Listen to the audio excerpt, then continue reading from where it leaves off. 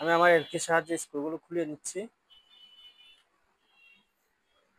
আমরা স্ক্রুগুলো খুলে নিব ফার্স্ট টাইম।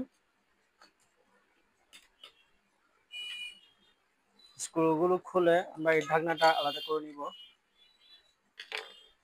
হ্যালো গাইস, আপনারা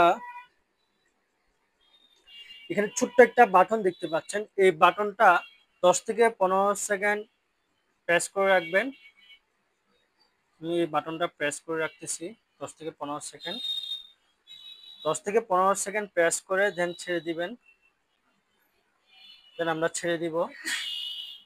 আমরা 10 থেকে 15 সেকেন্ড প্রেস করে ছেড়ে দেওয়ার পরে আমরা মিনিমাম 1টা মিনিট অপেক্ষা করব। 1টা মিনিট অপেক্ষা করার পর আমরা এই ক্যামেরার যে ডিফল্ট আইপি রয়েছে ওই ডিফল্ট আইপি দিয়ে আমরা কম্পিউটারে ট্রাই করে দেখব, ল্যাপটপ অথবা ডেস্কটপে আমরা ট্রাই করে দেখব।